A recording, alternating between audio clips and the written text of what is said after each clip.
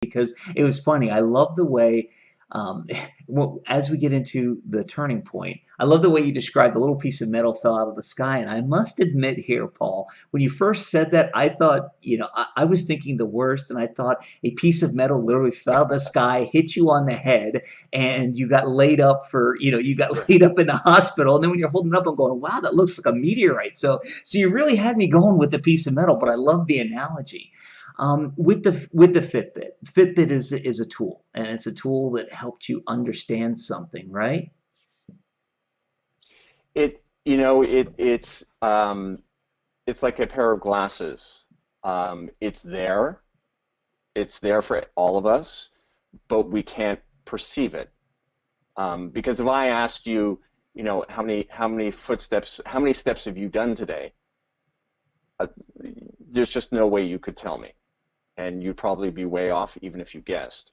So by putting on these glasses of actual data of how many times your foot has touched the ground, suddenly you can change that, right? If you don't understand it, you can't change it. If you don't have the information, you can't change it. So what this did is this made me accountable, okay? And suddenly it's like, oh, I've only done X. Well, I need to get to Y. So I'm going to go for an extra walk, or I'm going to take the dogs out again, or something. Um, and and so you suddenly have power to bring change, whereas before not knowing it, and the same thing with the food. But now when you know what these things are, you can't help but be able to make change to it. It's like the cars that have the efficiency. You're driving very efficient, gas efficiency very poor, and they find psychologically that people will drive better Yeah. and use less gas when they know that. So it's really the data is a set of glasses that you can see the world differently from, but it's the same world. Yeah, that's epic, and that's the whole thing, because people can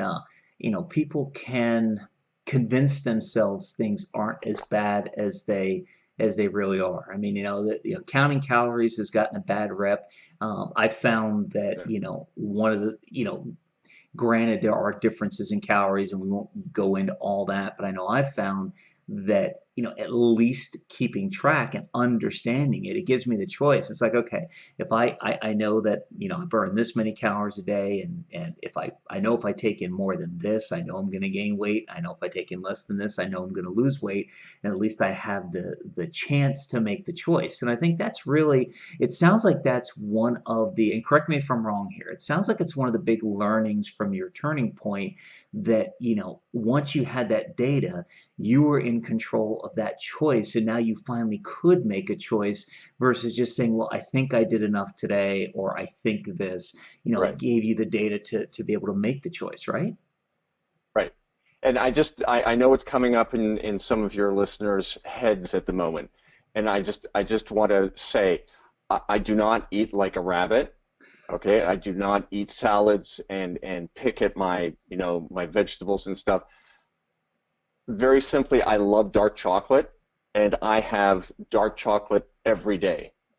I put it into a container, and I can eat all of that every day. So I eat things that I absolutely love, but I understand what that is, and then I make adjustments along the way so that I still get to my goal. So it's not about depriving yourself, it's about being smart about how and what you eat.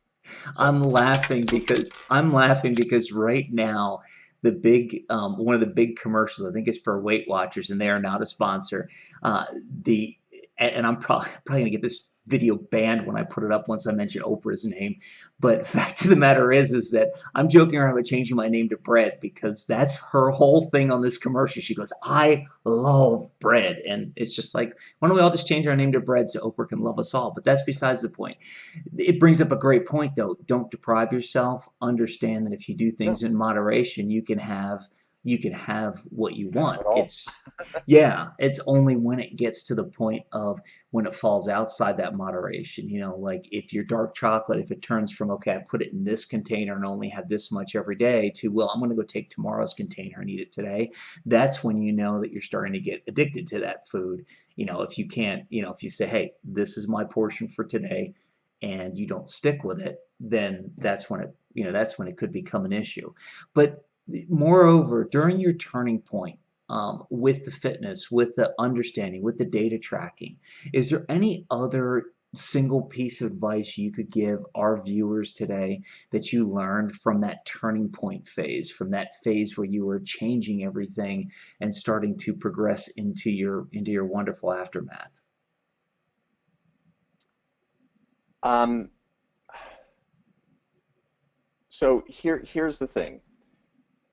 Going back to the point of just eating for the sake of eating and not really understanding what it means, the sake of sitting down and not doing any exercise for a day. A lot of us don't have a clear direction in life or a clear purpose in life.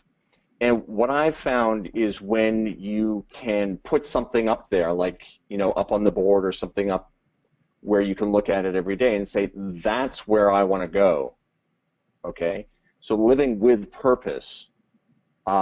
So if you say, okay, I want to lose the 35 pounds, I want to be healthy, I want to look good, and you put that up on the board and that is what you're working towards, suddenly everything that you were doing that was contrary to that becomes something you don't want to do, right? Because you want to get to your purpose. So I think one of the things that changed for me is, I have friends that have been on diets and they never worked, and it's like, why am I going to bother going on a diet? Nobody's successful at it, Right. right?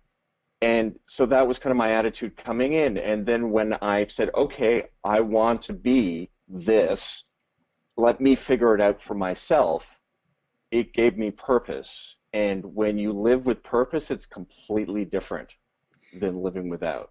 Yeah, So, exactly, exactly. And it's interesting you put, I want to look good, I want to lose weight. And I even take it one step further. It's like if that isn't strong enough for you, keep getting down to your core why of why do you want to do that? I know for me, when I finally lost the weight and changed my life, it was because I had a really big why, and I did not believe I could achieve that why without losing the weight.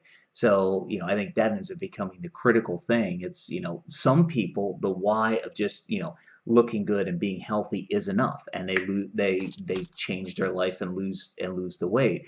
If you're a viewer right now and you're struggling with that and said, well, I've had that, up there to look better and I want to fit in a nice clothes and everything, one thing I can tell you is that your why isn't big enough or isn't ingrained enough in you. So take it the next step, and figure out, okay, looking good and fitting into cool clothes isn't helping me. Where can I go? Where can I go next? And that's where I'd like to kind of lead into the aftermath. To watch the rest of this epic episode now, click on the link below the video. Do it now, you'll be glad you did. Are you still here? What are you waiting for? Watch the rest of this epic episode now by clicking on the link below the video.